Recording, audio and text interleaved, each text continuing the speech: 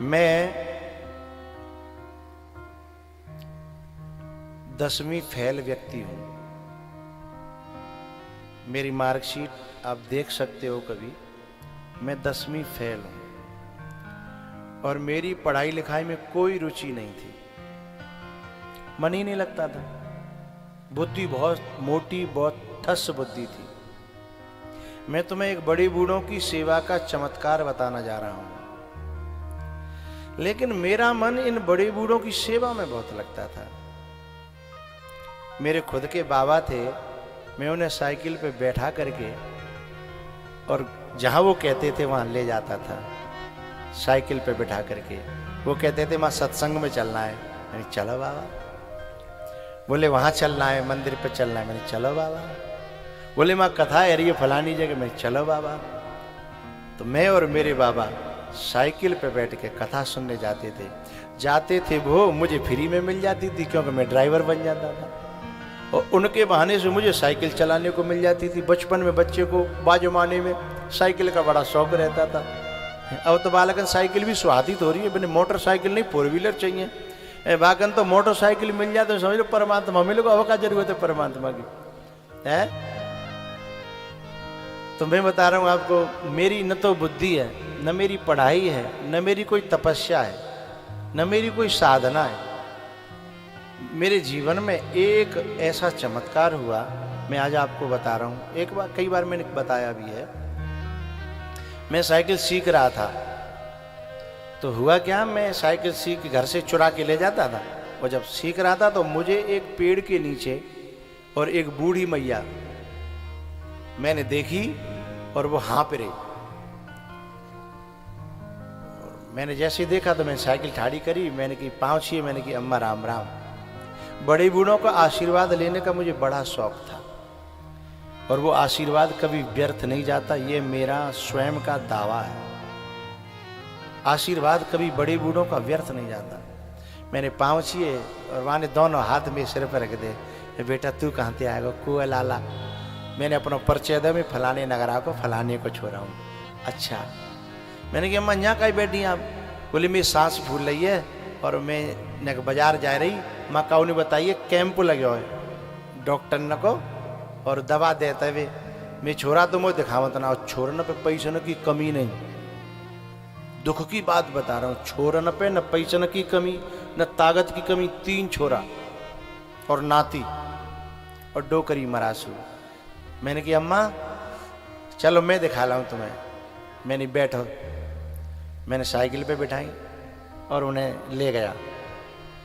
मैंने डॉक्टर को दिखाया, उसने कुछ दवाई तो फ्री दी और कुछ लिख दी, और उसने मुझसे कहा कि लो इनको दे देना। वो समझ लो जई को नाती है, बोले अपनी दादी को ये दे देना। मैंने कहा ठीक है। अब पैसा तो मुँह पे नहीं है और डोकरी पे पैसा नहीं है। फिर वहाँ एक व्यक्ति थे मेरे संपर्क में, जिन्होंने ये कह रखा था कभी किसी दीन दुखी के लिए जरूरत पड़े तो मेरे पास आ जाना। उनका नाम था वर्मा जी। मेरी जन्मभूमि के थे वर्मा जी। एक मेरी जन्मभूमि का बालक बैठा है, वो जानता है। अभी आया तो मेरे कान में बोला मैं आपकी गांव को हूँ। मैंने कहा अच्छा भैया। तो वो मैं गवाह के लिए आपको कह रहा हूँ, हमारी पूरे क्षेत्र में वर्मा जी का नाम प्रसिद्ध था परोपकार में, और भगवान की कृपा से मैं उनके संपर्क में था। तो वर्मा जी को आप जानते होंगे, है ना? तो वर्मा जी जो है ना मेरे संपर्क में थे। मैं तुरंत गया, मैंने कि बाबा ऐसे ऐसे एक बुढ़िया है, दुखी है, सांस की बीमारी है, मैं दवाई की जरूरत है। बोले बता। तो कछु बिन ने पैसा दे दे और कछु मेरे में पड़े। तो मैंने दवाई ला के अम्मा को दे दी। अब मैंने कहा कि 7 दिन की दवाई मैं समझा दी, खवाया आयो, घर कर आयो। और मैंने कह दिया 7 दिन बाद मैं खुद आऊँगा और यहीं से ले जाऊँगा और यहीं छोड़ दूँगा। मैंने ये क्रम जो है कुछ दिन तक निभाया। अब वो अपने बेटों को भूल गई, अपने नातियों को भूल गई। जब भी उसका कोई ज़रूरत पड़े तो बस यूँ कहती वो फलाने के छोरा बुला दियो भैया। हैं? मेरे बाप का नाम जानती थी, फलाने के छोरा बुला दियो। बस मैं ये सेवा करने लगा। इतना आनंद, इतना सुकून कि मुझे लगता है वो सुकून न किसी रसगुल्ले में था, न रबड़ी में था, न किसी पकवान में नहीं था, पर ये सुकून किसी किसी को अनुभव होता है। और मेरे को वो सिलसिला चला कुछ दिन। एक दिन क्या हुआ, एक बुलावा आया मुझे, मैं खेल रहा था, उसने जो है एक आदमी को भेजा कि फलाने के छोरा बुला लाओ। तो वो आदमी जो है मुझे बुलाने आया कि ऐसे ऐसे फलानी डोगरी तुम्हें बुला रही है। तो मैंने तुरंत जो है दौड़ लगाई और सीधे जो है पहुंचो, खाट पे डोगरी परी, मैंने पाँव में माथा रख करके प्रणाम किया। मैंने किया अम्मा राम राम। सुई बाकी आंखें भरी आई, आंसू जो है टपकने लगे। मैंने की कोई परेशानी है, लेके चलना है क्या? बोले ना, अब तो लेने वाला कोई और आ गया है, बस तेरी सेवा पूरी हुई। पर मैंने इसलिए बुलाया है कि मैं तुझे चलते समय देखना चाहती थी। मैंने कहा क्यों? तो उसने एक बात कही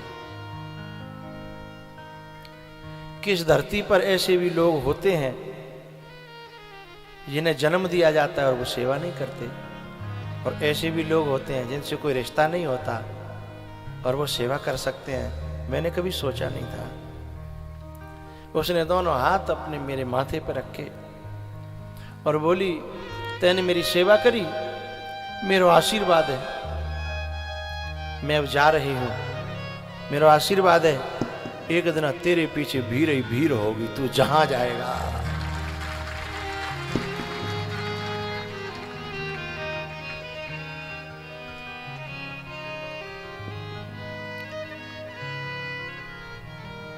और वो डोकरी लुढ़क गई। आखिरी वचन था उसका।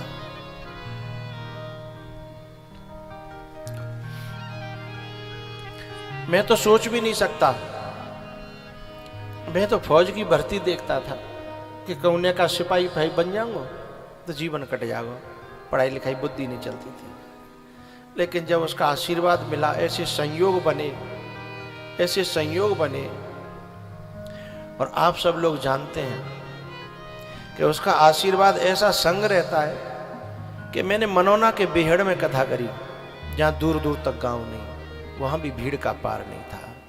मुझे जहां चैलेंज किया गया कि यहां सोते ज्यादा आदमी कब ना आए, मैंने कि आप चिंता मत करो, पांडाल लगाओ। मुझे अपना कोई बल नहीं है, मैं जानता ही नहीं। तुम्हें मेरी वाणी इतनी प्यारी लगती है, और सच बताऊं मुझे संगीत की ABCD नहीं आती, मुझे सरगम बिल्कुल नहीं आती, मुझे ABCD नहीं आती। लेकिन किसी का आशीर्वाद जब संग रहता है ना, तो सारी विद्याएं फिर प्रकट होने लगती हैं, सारी दुनिया का प्यार मिलने लगता है। तो मेरा कहना है इन सब उन औलादों से कि दुनिया की बड़े बूढ़े ने की सेवा न कर सको तो कम से कम जिन्होंने तुम्हें जन्म दिया, जिन्होंने तुम्हें पाला, जिन्होंने तुम्हें पढ़ाया, जिन्होंने तुम्हें दूध पिलाया, कम से कम विनय को आशीर्वाद ले ले हो। और ये आशीर्वाद कभी बेकार नहीं जाता, ये मैं व्यासपीठ से आपसे कह रहा हूं, ये आशीर्वाद हमेशा काम आता है।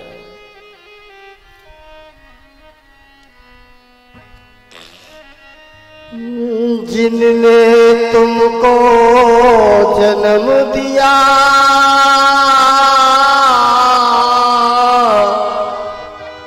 उस माँ को कैसे भूल गया। पाल पोस कर बड़ा किया, उस पिता को कैसे भूल गया। यदि माँ कछु समझावे तो का कहतो छोरा, ए बाबरी है तू तो है अकल इतना पढ़ी लिखी इतना है, तू इतनो बड़ो कर दो, इतनी अकल काफी है। तू कौने बड़ो करो, तू कौने ठीक करो जब बीमार भयो, जब भूख लगी तो तेई दिल की बात पढ़ ली कि भूख लग रही है, तो कितनी पढ़ी लिखी है वो, लेकिन तेई बुद्धि मारी गई है ना, इसीलिए तोय नबा को प्रेम दिखाई दे, नबा की सेवा, नबा को त्याग है। अपनी दवाई खाए वो भूल जाती, पर तेई टाइम ते टाइम देती थी है। अपनो बिस्तर सुखाए वो भूल जाती, लेकिन तेरे बिस्तर हमेशा सुखाए। खुद को नहाए वो भूल गई है, लेकिन तोय मालिश कर करके नवायो, मालिश कर करके तेल की, और अब तू कहतो है कि बुद्धि मारी गई है, अकल नहीं है, बावरी है गई है। अरे अकल के अंधे तो तू है गो है, तुझे उसकी सेवा दिखाई नहीं देती, अब तुझे अहंकार फटा पड़ रहा है। उंगली पकड़ कर चलना सिखाया, भूखे रह कर तुझको खिलाया, कष्ट कभी भी आया तुझ पर, हर पल तेरा साथ निभाया, हर पल तेरा साथ निभाया।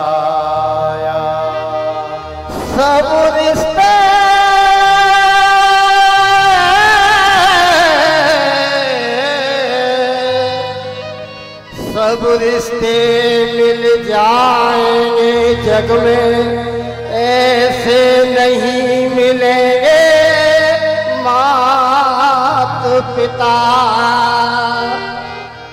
और तो रिश्ते स्वार्थ के हैं, और तो रिश्ते स्वार्थ के हैं, नहीं चाहेंगे तेरा भला, नहीं चाहेंगे तेरा भला, नहीं चाहेंगे तेरा भला।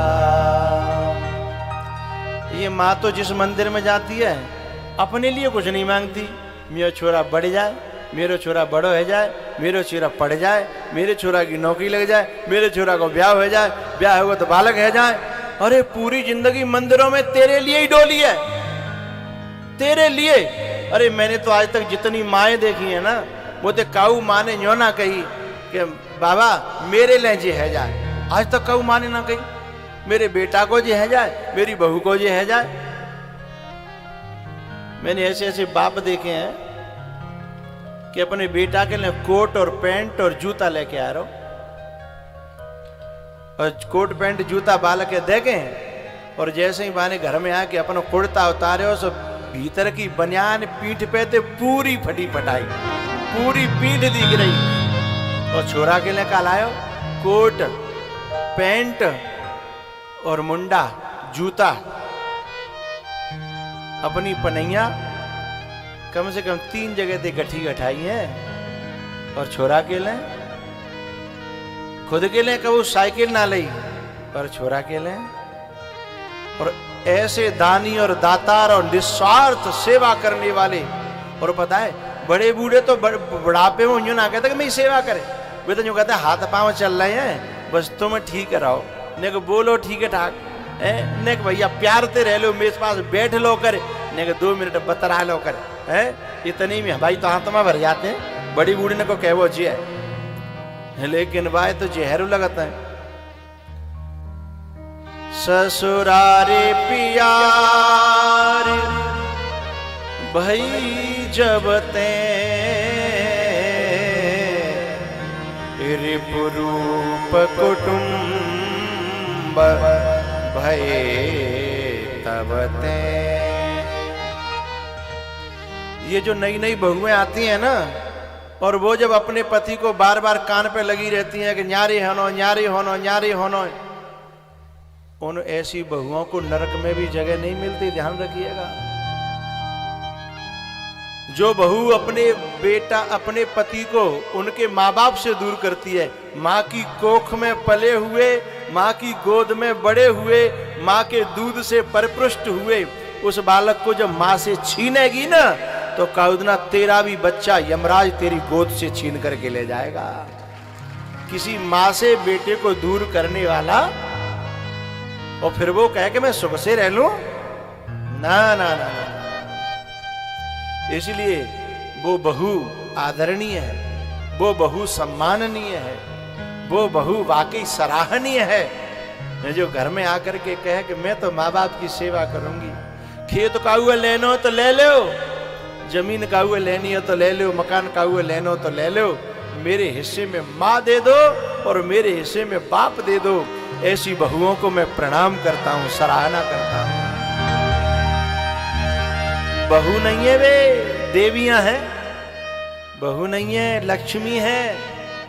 उनकी कोखों से ध्रुव और प्रहलाद पैदा होंगे, जिन्होंने कदर समझी है, मां को धन समझा, जिन्होंने बाप को ससुर को अपना धन समझा, और जिन्होंने केवल इनको कूड़ा करकट समझ करके खेत को ही धन समझा है, मकान को ही धन समझा है, उन्हें परमात्मा क्षमा करने वाला नहीं है।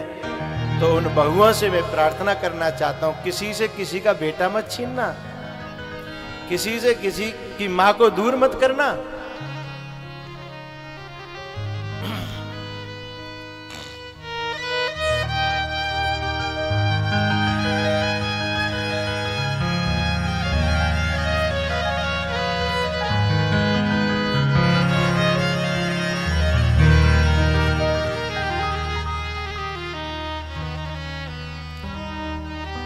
विपरहित सरीस धर्म नहीं भाई। एक बात बताऊं भैया, मैंने समाज में कलेजों का कभी नाप लेने की कोशिश की थी। कलेजा, कितना बड़ा कलेजा किसका होता है। मैंने बहुतों के कलेजा नापे, भाई का नापा भाई से, पति का, पत्नी का, बच्चों का, लेकिन जब कलेजा मां के पे फीता रखा ना, तो फीता कम पड़ गया। कैसे नापा? एक औलाद देखी मैंने जो दिनों रात मां को दर्द दे रही थी, दुख दे रही थी, और मैंने एक वीडियो देखा था। क्या देखा कि बहू जो है वो सास को एक कमरे में बंद करके रख रही है, और उसमें सीसीटीवी कैमरा लगा, जाने क्या था, किसी ने वीडियो बनाई थी, और वो अपनी सास को आकर के दे बाल पकड़ के थप्पड़ मार जाती है। किसी पड़ोसी ने उस दृश्य को देख लिया और उसी ने वीडियो बना ली। उसने पुलिस में FIR कर दी, कंप्लेन कर दी, और पुलिस जब आई उसने वीडियो दिखाया और वीडियो वायरल हो गया पूरी दुनिया में। वीडियो दिखाया पुलिस को कि देखो ऐसे मारती है ये इसको। लेकिन जब पुलिस ने पूछा उस मां से, क्यों तुम्हारे साथ गलत बर्ताव हो रहा है? ना ना ना, को कह रहे हो? नहीं ऐसा ना है, मेरे बहू बेटा बहुत अच्छे हैं, मेरी बहू तो रानी है रानी, मेरा बेटा तो राजा है राजा है। बाकी रिकॉर्डिंग थी, मैंने देखी, मेरा फीता जो नापने का था मां के कलेजे का टूट गया।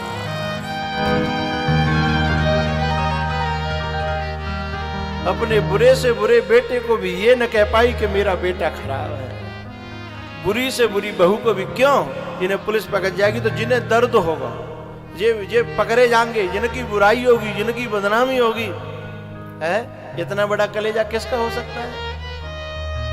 एक बार मैंने फिर फीता से नापा मां का कलेजा। क्या हुआ,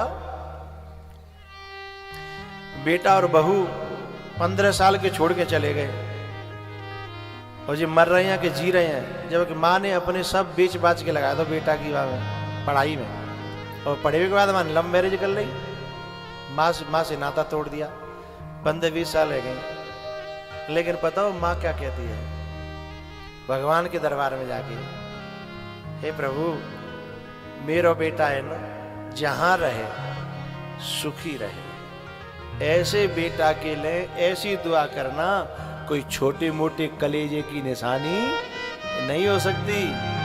ऐसा बेटा जहां रहे सुखी रहे, मैं जय के लिए व्रत रख रही हूं। ऐसा कलेजा कहां से लाओगे रे?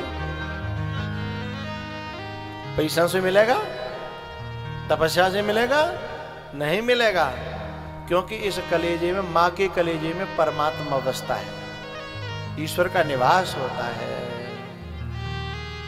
तो प्यारेओ, मैंने जो अपनी एक घटना सुनाई उसका इतना ही केवल कहना है कि यदि तुम्हें काऊ बड़े बूढ़े की सेवा मिल जाए, यदि अपने मर गए हैं तो, और यदि तुम में ताकत है तो अपने ने क्यों करो, और मिल जाए तो 10 20 50 बाहर के ने क्यों कर लो हैं? उनकी जो दुआएं मिलेंगी तुम्हें काऊ तपस्या की जरूरत नहीं है। मैं तुम्हारे सामने साक्षात प्रमाण बैठा हूं, किसी तपस्या की जरूरत नहीं है। यहां मेरे बहुत पुराने श्रोता बैठे होंगे। एक बार कम से कम 20 साल पहले की बात है, आगरा में ईदगाह पे एक कथा कराने वाली टीम आई। उस कथा कराने वाली टीम ने ईदगाह बस स्टैंड है, वहां पर एक जो है सत्संग हॉल है काककुटी के नाम से, तो वो कथा कराने के लिए आए। उनका एक हॉल था बहुत बड़ा, तो मैंने उनसे कही कि जा हॉल में कथा मत रखो, कथा बाहर कराओ, पांडाल लगाएंगे। बोले क्यों, हम सदा से इसी में कथा कराते हैं। मैंने कहा तुमने और न की कथा कराई होगी, मेरी भीड़ जामे नहीं बनेगी। अरे बोले तुम कोई अलग से उतर के आए होगा कहूँ आसमान थे, यहाँ बड़े बड़े महात्मा, बड़े बड़े संत और कथावाचन के नाम गिनाए थे, तो बड़े बड़े संत और बड़े बड़े महात्मा जहाँ कथा कर गए और पूरा तो छोड़ो आधो ना भरे हो कबू। मैंने कही ठीक है भैया। मैंने कही जब भरेगो और जगह न रही तो कहा करोगे? बोले तुम कहोगे सो। अभी तो कहवे भाई बात ही, तुम कहोगे सो क्या। तो ये बच्चे गवाह हैं, ये मुकेश है, जब ये सब लोग ये नहीं थे तब ये था ये गवाह हैं इस बात की, पूछेगा बाद में। फिर उसमें कथा हुई और इतनी भीड़ हुई, जबकि मैं शुरुआत कर रहा था, उस समय की बात है, मेरी शुरुआत थी 20 साल पहले, कि वो छकाछक भर गया, उसमें बैठने को जगह नहीं। उसके बाहर जनता बैठी, फिर बाहर एलसीडी लगानी पड़ी, जब एलसीडी चलती नहीं थी, लेकिन उस समय लगानी पड़ी। और उसके हॉल के बाहर और इधर उधर फिर माइक लगाने पड़े बाहर हैं। तब भी आके पावन मेरे महाराज जी क्षमा करना, हमको पता नहीं था। मैंने कि पता नहीं तो मान तो लेते कम देखा है, या तो भाई जाने या फिर कहू की माने, न तो तुम जानने और न कहू की मानने, यही तो बात गलत है। लेकिन इसमें मेरी कोई महानता न थी, मुझे मेरी उस बूढ़ी माँ के आशीर्वाद पर पूरा का पूरा भरोसा था।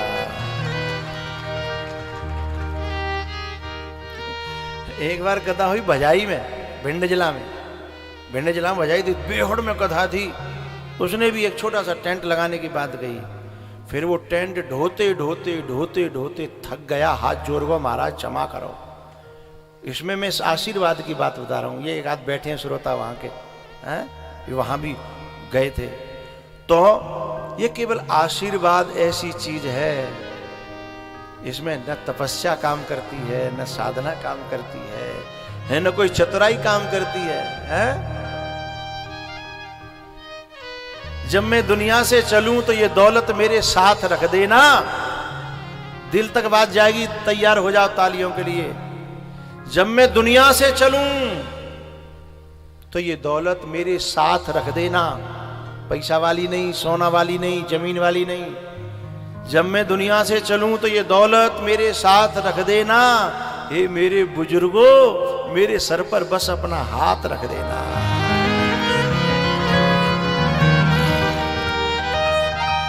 ये सांची दौलत है जो यहां भी काम आएगी और वहां भी काम आएगी। और मैं आपको क्या कहूं, और भैया बड़े बूढ़े और मेरे बच्चे हो, मैं बस इतना कहूंगा, पहले जमाने में चिट्ठी लिखता है, अब तो चिट्ठी बंद है कहीं, तो पूरी चिट्ठी लिख के पीछे ते नीचे ते न्यू लिखता है, मेरे थोड़े लिखे को बहुत समझना है, इसलिए मेरे थोड़े कहे को बहुत समझना।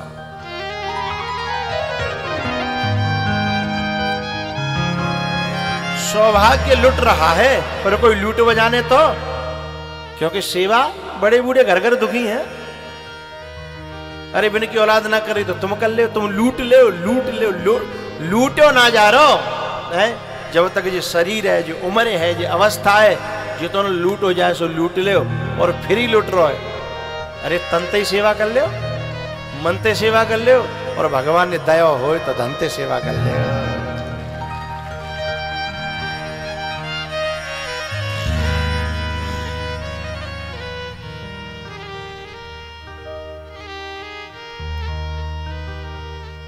परहित शरीर धर्म नहीं भाई, पर पीढ़ा सम नहीं अधमाई, पर पीढ़ा सम नहीं अधमाई। प्यारियों, बाद में केवल रोना रह जाता है। ये मेरा शिष्य है, ये सुभाष, इनकी कथा होनी थी। इसका बड़ा ख्वाब था कि मेरे पिताजी भी और मेरी माताजी भी दोनों परीक्षित बनेंगे। बड़ी मनौती थी। मैं ये कहना चाहता हूं कि जिसके जीवन में नहीं रहते हैं, जिसके जीवन में माँ बाप नहीं है, उनसे पूछो क्योंकि पानी जब तक रहता है ना तब तक पानी की कदर नहीं होती। जब मैं इससे मिला, जब पिताजी नहीं रहे, तो क्या पिताजी या माताजी? पिताजी है ना, माताजी, हाँ, माताजी नहीं रही तो बस रो करके एक ही बात बोला, मेरी आखिरी इच्छा थी कि पिताजी माताजी दोनों परीक्षित बनते हैं। प्यारे, अच्छे काम जल्दी से जल्दी जो कर लेगा ना, वो व्यक्ति कुछ कमा लेगा, क्योंकि समय का कोई भरोसा नहीं है, समय का पता नहीं है। अपने आंचल को आंसुओं से भिगोती ही चली जाती है, अपने आंचल को आंसुओं से भिगोती ही चली जाती है। जिंदगी यदि रोई तो फिर रोती ही चली जाती है। इसलिए अच्छे कामों में कभी देर मत करना प्यारे। शुभ कर्मों में, सत्कर्मों में, अच्छे कामों में कभी देर मत करना प्यारे। देर जब होती है तो होती ही चली जाती है।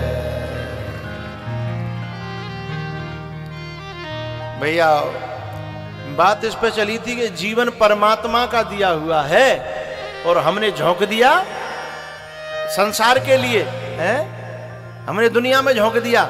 यदि हम तेरा तुझको अर्पण कर देते ना तो मामला चकाचक हो जाता, लेकिन हमने तो साहब उसी के साथ गद्दारी कर डाली है। मौसम कौन कुटिल खल काम, जेहि तन दियो जेहि तन दियो ताहि बिसरायो, ऐसो नमक हराम।